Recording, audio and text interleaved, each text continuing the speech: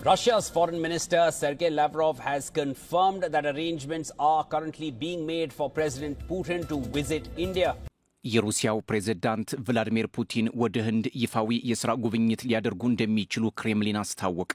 ፑቲን ወደ ኒው ዴልሂ የሚያቀኑት የፈረንጆቹ 2025 ከማለቁ በፊት እንደሆነ ከክሬምሊን የሚወጡ መረጃዎች ማመላክተዋል።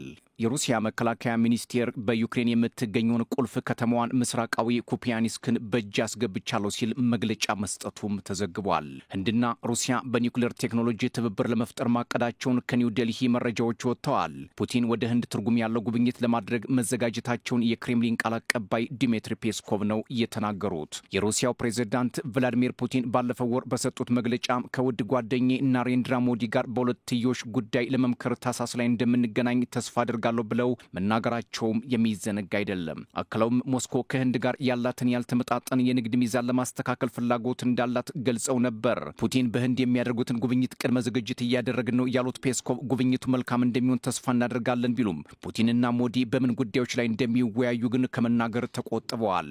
እንደ ፖለቲካ ተንታኞች ግን ፑቲንና ሞዲ የሚገናኙት አሜሪካ በቅርቡ በሁለቱ ሀገራት ላይ የታሪፍ ጭማሪ ማድረጓን ተከትሎ ሊሆን እንደሚችልና ትራምፕ ከሩሲያ ነዳጅ በሚገዙ ሀገራት ላይ ከባድ ማዕቀብ እጥላለሁ ሲሉ ማስጠንቀቃቸው ብሎም ሁለቱ ሀገራት እያደገ የመጣውን ኢኮኖሚያቸውን ለማስጠበቅና ከዋሽንግተን የሚደርሰውን ጫና ለመከላከል በማሰብ ይመስላል ፑቲን ወደ ህንድ ጉዞ ለማድረግ ያሰቡት ሲሉ ይናገራሉ። ህንድ አሜሪካን ጨምሮ የምዕራባውያንን ማዕቀብ ጫና ተቋቁማ ከሩሲያ 35 በመቶ የሚሆን ድፍድፍ ነዳጅ መግዛቷ የሚታወቅ ሲሆን ባለፈው ጥቅምት ወር 1.48 ሚሊዮን በርሜል ከፍተኛ ነዳጅ ማስገባቷ ሲነገር በመስከረም ወር 1.44 ሚሊዮን በርሜል ከነበረው ከፍ ያለ መሆኑ ሞስኮና ኒው ዴልሂ በየትኛውም የማዕቀብ ጫና ለማንበርከክ የተደረገው ሙከራ አለመሳካቱን ያመላክታል ነው የተባለው። ህንድ ከሞስኮ ጋር ያላትን ግንኙነት ሪል ፖለቲክ ስትል ትጠራዋለች። ይህ አመለካከት ብሔራዊ ጥቅምን ማስቀደም፣ የኃይል ሚዛንን ማመጣጠን፣ የጋራ ርዕዮተ ዓለምን ባማከለ መልኩ መገናኘት፣ ስነ ምግባርና ሞራልን በጠበቀ መንገድ ዲፕሎማሲያዊ ትስስር መፍጠርን የሚያካትት እንደሆነ ይነገራል። ሮይተርስ እንደዘገበው አውሮፓ ከፍተኛ የነዳጅ አቅርቦትን የሚያገኘው ከሩሲያ እንደሆነ የሚታወቅ ሲሆን በማዕቀብ ምክንያት የሩሲያ የነዳጅ ካምፓኒዎች የንግድ ግንኙነታቸውን ወደ እስያ ሀገራት እንዲያዞሩ አስገድዷቸዋል። ህንድ ከሩሲያ ድፍድፍ ነዳጅ ለመግዛት የምታሳየው ከፍተኛ ፍላጎት ለአሜሪካና ምዕራባውያን ሀገራት የሚጎረብጥም ሆኖባቸዋል። ሩሲያም ለህንድ የምታቀርበው ነዳጅ ዋጋው ተመጣጣኝ መሆኑም የህንድን ባለሀብቶች የመሳብ አቅሙ ከፍተኛ ነው ተብሏል። አሜሪካ በህንድ ላይ 25 በመቶ ታሪፍ መጣሏ በዋሽንግተንና ኒው ዴልሂ መካከል ውጥረት መፍጠሩ የሚታወቅ ሲሆን ትራምፕ ሁሌም ሀገራትን በራሳቸው አይዲዮሎጂ ለመቃኘት ስለሚፈልጉ ከሩሲያ ጎን የሚቆሙ ሀገራትን መተንኮሳቸውንም አልተውም። ትራምፕ ህንድ ከሩሲያ ነዳጅ እየገዛች የዩክሬን ጦርነት እንዲቀጣጠል ተባብራለች በሚል በተደጋጋሚ መውቀሳቸው በሞስኮ ዋሽንግተንና ኒው ዴልሂ መካከል ሰጣ ገባም ፈጥሯል። ህንድ በዓለም ሶስተኛ ከፍተኛ ነዳጅ የምታስገባም ሀገር ስትሆን 85 በመቶ የሚሆነውንም ትሸፍናለች።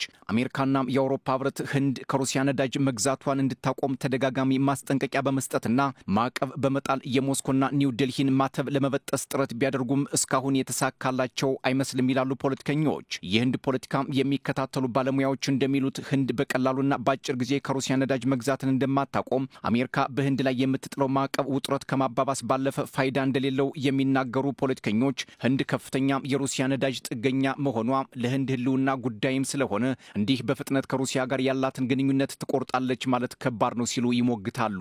ባለፈው ወር የአሜሪካ መንግስት መስሪያ ቤት በሩሲያ የነዳጅ አቅራቢ ድርጅቶች ላይ ከፍተኛ ማዕቀብ መጣሉ ለህንድ ከባድ ቢሆንም የብሔራዊ ጥቅምን ለማስከበር ስንል ከፈለግነው ሀገር ጋር ግንኙነት መፍጠር እንችላለን ስትል ኒው ዴልሂም አቋሟን አስቀምጣለች። በሌላ በኩል ደግሞ ትራምፕ ከሩሲያ ነዳጅ የሚሸምቱ ሀገራት ለዩክሬን ጦርነት ተጠያቂ ናቸው ሲሉ መናገራቸው ውጥረቱን ያባባሰ ጉዳይ ሆኗል። አሁን ላይ ህንድን ለመጎብኘት ፍላጎት ያሳዩት ፑቲን ከዚህ የአሜሪካ ዛቻ ህንድን ለመከላከል ብሎም አብረን እንቆማለን የሚል ለዋሽንግተን ፖለቲከኞችና ለብራሰልስ ባለስልጣናት መልእክት ለማስተላለፍ ሊሆን እንደሚችል መላምቶች ከወዲሁ እየወጡ ነው። በዩክሬን ጦርነት የተነሳ ከምዕራባውያን ጋር ተቆራርጣም የምትገኘው ሞስኮ ወደ እስያ ሀገራት ጥምረት ፍለጋ ማማተር ከጀመረች ሰነባብታለች። ቻይናን፣ ሰሜን ኮሪያን፣ ህንድን፣ ቪየትናምን፣ ሞንጎሊያና ከመሰል ሀገራት ጋር ትስስር በመፍጠር ከምዕራባውያን የተነጠቀችውን ዲፕሎማሲ ከምስራቃውያን ጋር በማድረግ የኃይል ሚዛኗን ለማጠናከር ፍላጎት እያሳየች እንደሆነ የፖለቲካ ተንታኞች ይናገራሉ።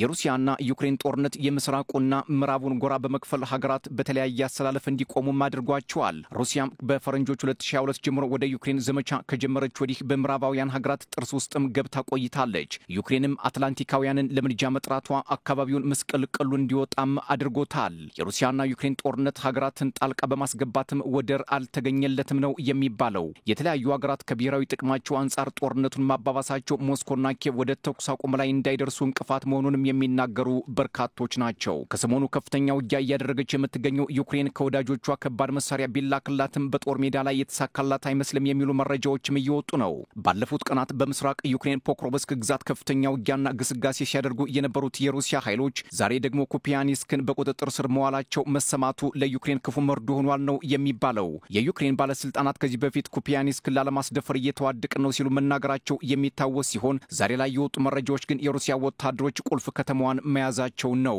በካርኪቭ ግዛት የምትገኘው ስትራቴጂካዊዋን ምስራቃዊ ኩፒያኒስክን መያዛቸውን የሞስኮ መከላከያ ሚኒስቴር ዛሬም ይፋ አድርጓል። ከዚህ በፊት የዩክሬኑ ፕሬዝዳንት ቮሎዲሚር ዜሌንስኪ ኩፒያኒስክ በሩሲያ ኃይሎች አልወደቀችም ብለው መናገራቸው በሩሲያ ባለስልጣናት ዜሌንስኪ እውነቱን የሚክዱ በሚል እንዲተቹ ማድረጓቸዋል። ሆኖም ዛሬ ላይ በዋለው ውጊያ በከበባ ውስጥ የነበሩት የዩክሬን ወታደሮች ሰብረው ለመውጣት ያደረጉት ጥረት እንዳልተሳካላቸው ከጦር ሜዳ የሚወጡ መረጃዎች አመላክተዋል። Russian troops claim to have tightened control over the city